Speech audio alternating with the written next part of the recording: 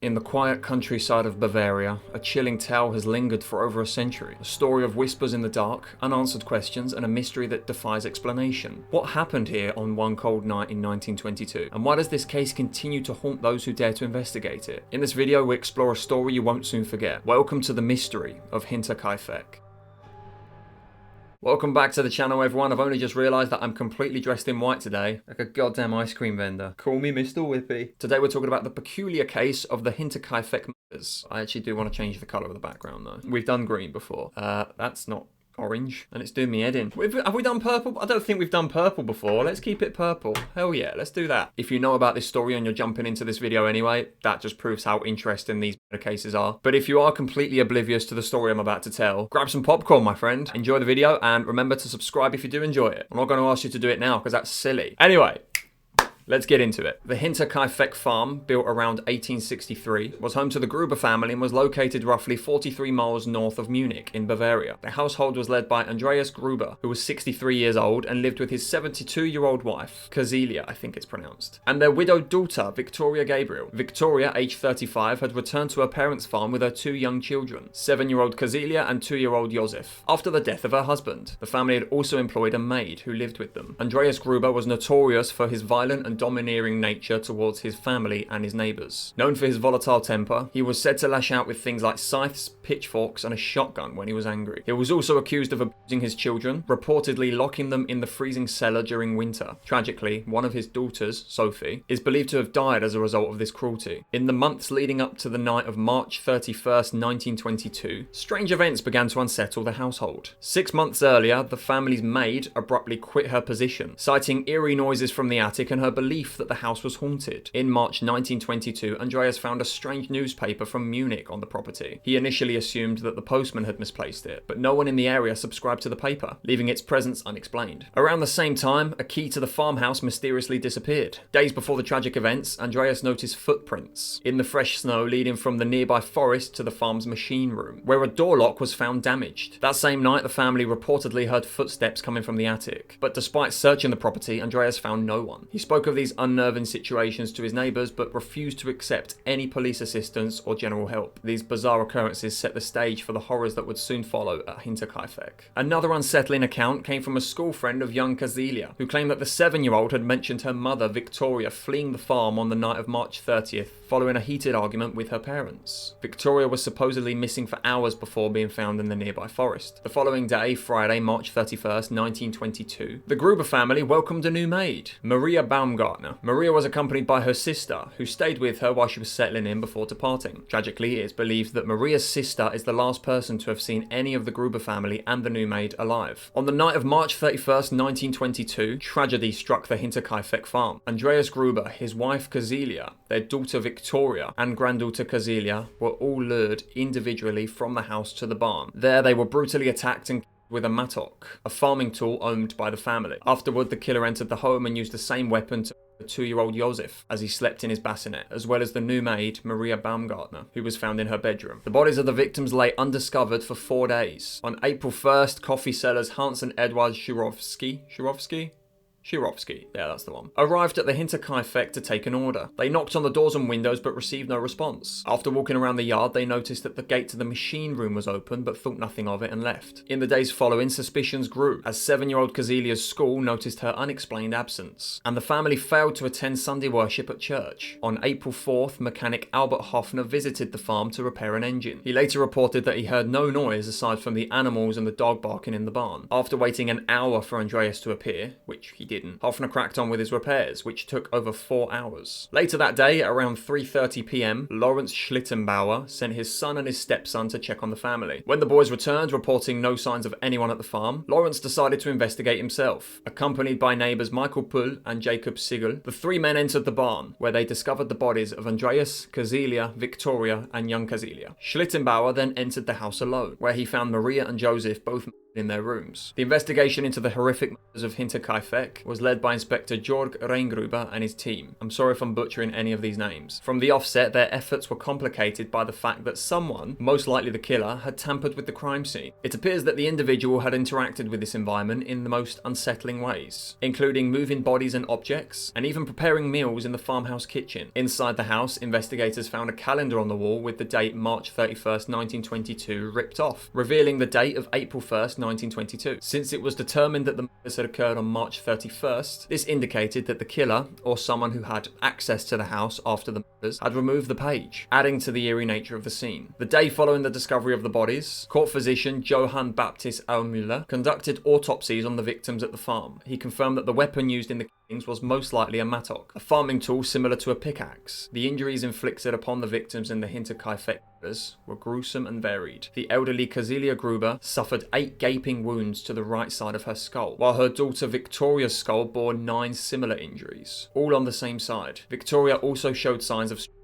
an unusual detail in comparison to the other victims. Young Casilia Gabriel sustained a single devastating shot to the right side of her face, and her jaw was shattered using an iron band that was later discovered hidden in the hayloft. In a particularly brutal act, her throat was slit using a pocket knife, also believed to have belonged to the Gruber household. She was found partially disrobed, a detail that hinted at the killer's disturbing mindset. In her death throes, young Casilia had pulled out clumps of her own hair, likely due to shock and pain. Andreas Gruber's death, however, differed significantly. He appeared to have fallen onto the sharp tip of a pickaxe, which pierced his carotid artery. This fatal wound caused him to bleed out rapidly. His cheek was torn open, revealing the cheekbone beneath, but unlike the others, he suffered no additional injuries. His pickaxe wound likely resulted from a struggle or an accident during the attack. The bodies in the barn had been partially concealed, covered with hay and a wooden door. Inside the house, the maid, Maria Baumgartner, suffered a severe blow to the right side of her face, and a hole in the top of her skull indicated a fatal injury. The youngest victim, 2-year-old Joseph, was killed in his bassinet by a single powerful blow to the right side of his skull. His murder, like Maria's, suggested a cold and calculated execution. Initially, the murder weapon was missing from the scene, further deepening the mystery. Forensic evidence from the autopsies revealed that young Casilia had remained alive for several hours after the attack, in agony while laying on the barn straw. To aid the investigation, the victims' skulls were removed and sent to Munich for further analysis. As police began questioning witnesses, new and eerie details emerged. Simon Rieslander, a farmer and butcher, claimed to have seen 2 shadowy figures near the forest edge at 3 a.m. on April 1st. According to his account, the figures turned away to avoid showing their faces when they noticed him. Only later, upon hearing about the Hinterkaifeck, did Rieslander suspect that these individuals had something to do with the case. The initial theory behind the Hinterkaifeck was robbery, prompting police to investigate travelling craftsmen and various locals from the nearby villages. Among those questioned was a man named Michael Bluckel, a man who had passed by the farm the night after the 3 days before the gruesome discovery of the bodies. Bluckel reported that as he walked near the property, he noticed someone had recently heated the farmhouse oven. He described being startled by a person who approached him carrying a lantern who temporarily blinded him, prompting him to quickly leave the area. Bluckel also observed smoke rising from the chimney, carrying a foul smell that reminded him of burnt fabric. Despite these details being reported to the police, they failed to follow up on the incident, leaving the mystery of what had been burnt in the oven unresolved. The robbery theory was eventually dismissed after investigators found a significant amount of cash untouched inside the house. Evidence at the scene suggested that the perpetrator had remained at the house for several days after the murders. During this time, the killer had fed the livestock, consumed the remaining bread in the kitchen, and cut fresh meat from the pantry. As the search continued, the murder weapon was eventually found in a concealed space above the kitchen. The weapon, an 80cm mattock, had been specifically crafted by Andreas Gruber for slaughtering livestock. The blade was secured with clamps and featured an 8mm threaded screw that caused significant damage to the brain. Further inspection of the hayloft revealed additional chilling details. Police found signs that someone had been living in the space, as haystacks appeared recently disturbed. They also discovered that tiles had been removed from the roof, likely to provide the individual with a vantage point to monitor the property. To avoid detection, a section of carpet had been laid down, presumably to muffle footsteps in case someone approached the area. Ropes were discovered tied to several beams in the barn, leaving police to theorize that the killer had prepared them to lower themselves to the ground quickly in case someone entered the house or barn. Additional evidence pointed to someone having lived in the barn for a period of time, as investigators found feces in the hayloft, along with discarded rinds of smoked meat near an area that appeared to serve as a lookout point. Initially, it was believed that the victims were drawn to the barn due to animal disturbances, where they were getting restless in the stable. However, this theory was later reconsidered when it was determined that human screams originating from the barn could not be heard from the living quarters of the house. This raised further questions as to how the killer managed to lure multiple people to the barn without any suspicion. With minimal evidence left behind that could help identify the perpetrator, investigators were left with little to work with. As a result, police shifted their focus toward compiling a list of suspects in an attempt to uncover the identity of the person, or people responsible for the gruesome murders. One of the first suspects considered for the murders was Carl Gabriel, the late husband of Victoria Gabriel. Carl had supposedly been killed in 1914 during a shell attack in Arras, France, while serving in World War I. However, his body was never recovered, which led many to speculate whether he truly died in the war or not. Victoria, during her husband's absence, had conceived and given birth to their son, Josef. There were rumours circulating that Josef was the result of an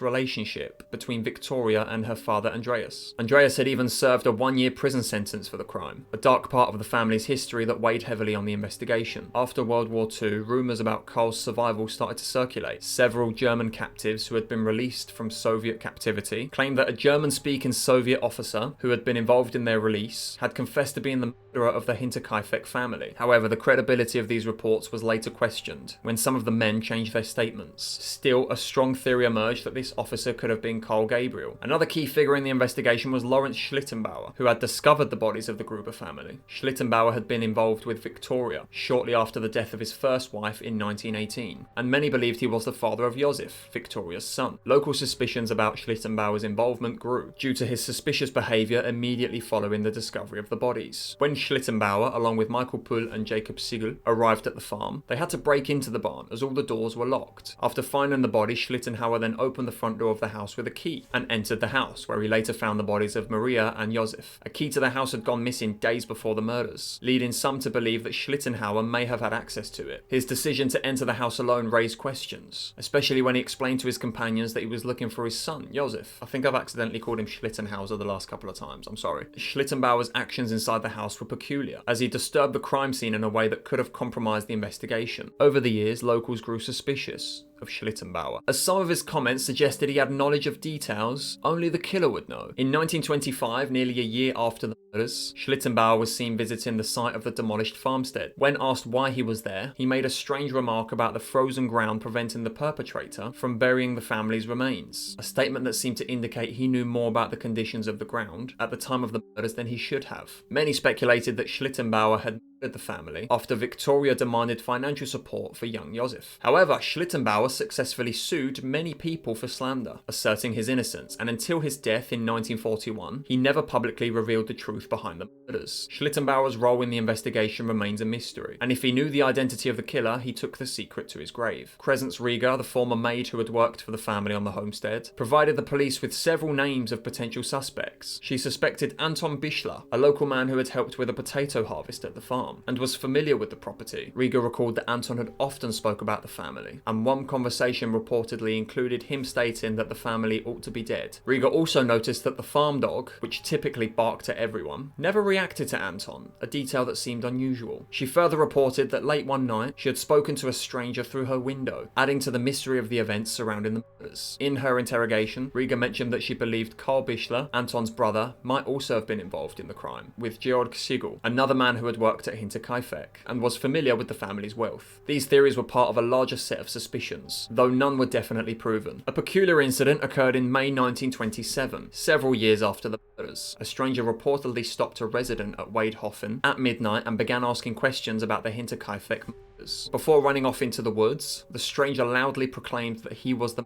murderer, but his identity was never confirmed. The mysterious event further fueled theories and suspicions surrounding the case, though no concrete evidence was ever found to conclusively solve the crime. One of the theories suggests that Andreas Gruber, the patriarch of the Gruber-Gabriel family, may have been the murderer, his own family members in cold blood. This theory proposes that Gruber remained at the farm for the next several days. He would have had no other place to go, which explains why he continued to care for the farm, tend to the animals, and cook meals. The fact that someone remained on the farm during this time was noted by several witnesses, and that everybody that went to the house, like the coffee vendors and things like that, eventually ran into Andreas, and he was hiding in plain sight. There's also a scenario that suggests that Andreas met his fate in the barn after committing the murders, likely at the hands of another person, and that the second person's identity is unknown, although it could very well be Schlittenbauer, seeing as all signs point to him being the real father of Josef rather than Victoria's father. That's a complicated sentence, but you get what I mean. There's loads of theories for this. They're all very strong in some aspects, but they still lack some like proper evidence in other circumstances. But I guess it's all up to speculation. The story is so bizarre, it is insane, and it happened over 100 years ago now. That's even crazier to think about. And the fact that it's unsolved does kind of tick me off a little bit, but sometimes it's best when things stay that way. Keeps them relevant, doesn't it? That said, guys, let me know in the comments what you think. Let me know what you want to see next. As you can see, I do a bit of absolutely everything on this channel, so whatever's floating around in that head that you think I could make a video on, just throw it in the comments section below. I accidentally just caught a cable and my camera did a pirouette. Thank you guys so much for watching if you got this far. We're very close now to 6,000 subscribers, so remember to subscribe. I love you all, and I'll see you in the next one.